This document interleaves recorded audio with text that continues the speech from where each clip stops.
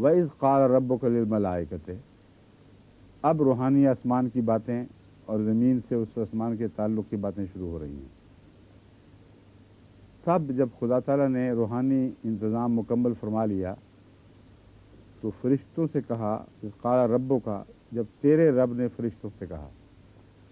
اب یہاں ربو کا میں مخاطب حضرت محمد رسول اللہ صلی اللہ علیہ وسلم ہے، اور آن حضرت صلی اللہ علیہ وآلہ وسلم کی رفتوں کا کیونکہ تمام روحانی آسمانوں سے تعلق تھا، اس لیے اصل تخلیق خلیفہ سے مراد حضرت محمد رسول اللہ صلی اللہ علیہ وسلم کی خلافت ہے، اور اسی خلافت کے لیے یہ تیاریاں ہوئی ہیں۔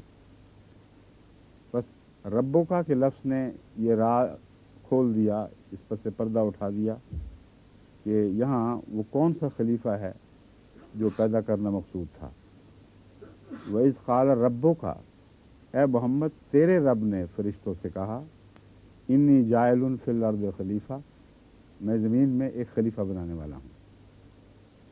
قالوا اتجعل فیہا من یفسد فیہا ویسفک الدماء، قالو ماضی کا جمع کا صیغہ ہے، انہوں نے کہا، اتجعلو، آ کا جو حمزہ ہے یہ خطاب کے لیے، سوال پیدا کرنے کے لیے استعمال ہوتا ہے۔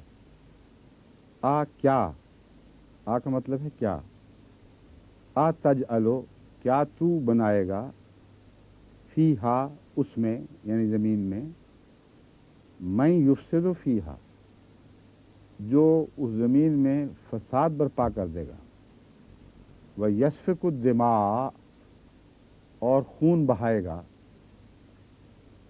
اب یہاں فساد کے لفظ سے آپ کی یاد کو پہلی آیات کی طرف منتقل ہونا چاہیے، جہاں اللہ تعالیٰ نے فرمایا کہ جب خدا ان سے کہا جاتا ہے لا تفسدوا فی الارض قالوا انما نحن مصلحون، تو فساد والوں کا پہلے ذکر ہو چکا ہے، ان کی شناخت ہو گئی ہے۔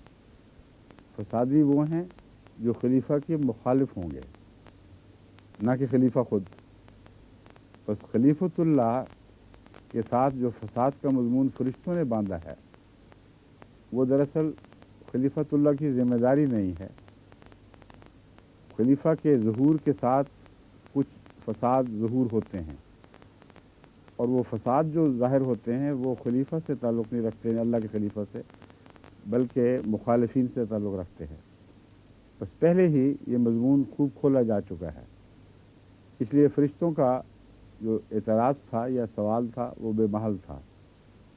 ان کو یہ تو معلوم تھا کہ جب بھی خدا تعالیٰ کی طرف سے اس دنیا میں ایک امر، صاحب امر پیدا کیا جائے گا، اس کی مخالفت ہوگی، اس کے نتیجے میں فساد برپا ہوں گے، تو انہوں نے اس نظام کو گویا کہ فساد کا ذمہ دار قرار دے دیا۔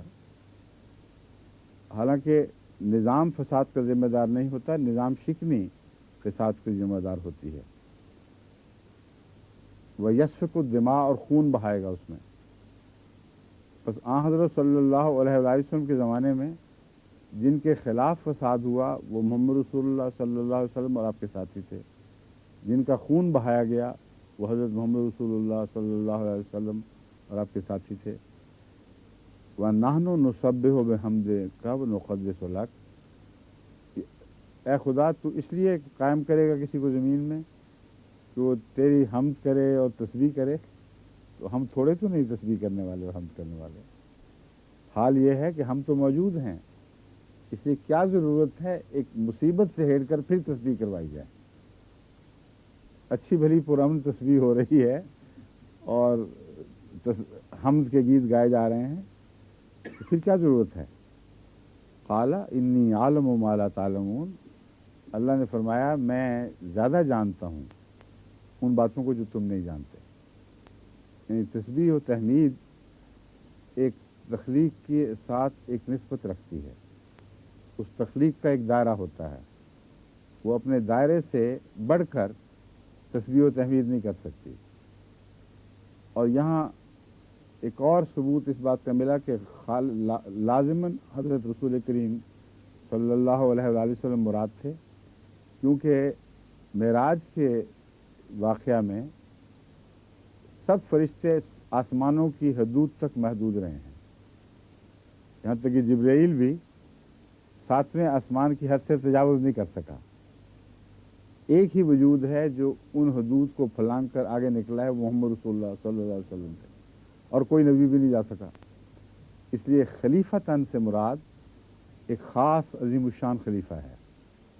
اللہ تعالیٰ فرماتا ہے کہ میں نے ارادہ کیا تھا ایک عظیم خلیفہ پیدا کرنے کا۔ فرشتے چھوٹی چھوٹی باتوں میں الجھے رہے اور کہا کہ یہ کام ہم بھی کر رہے ہیں، حالانکہ جو تسبیح و تحمید حضرت محمد رسول اللہ صلی اللہ علیہ وسلم نے فرمائی اس کا کوئی تصور بھی فرشتوں کو نہیں تھا کہ کس عظمت تک وہ تسبیح پہنچے گی اور حمد کے کیسے گیت گائے جائیں گے۔ بس الحمد کے ساتھ بھی اس مضمون کا تعلق ہے سورہ فاتحہ کے ساتھ، جہاں حضرت مسیح علیہ السلام فرماتے ہیں کہ یہاں حمد کا مطلب حمد کو دو طرح سے لیا جاتا ہے، ایک حمد کرنے والا اور ایک جس کی حمد کی جائے، اور یہ دونوں مضامین یہاں سورہ فاتحہ کے آغاز میں شامل ہیں کہ حمد وہی جو اللہ کی ہو اور حمد اسی کی جس کی اللہ کرے۔ تو ہاں حضرت صلی اللہ علیہ وآلہ وسلم کی ذات میں سورہ فاتحہ کا آغاز ہی ایک جگہ مرکوز ہو جاتا ہے۔ بس یہ وہ مضمون ہے جو زیادہ تفصیل میں تو نہیں جاتا، لیکن اشارتاً میں نے آپ کو سمجھا دیا ہے۔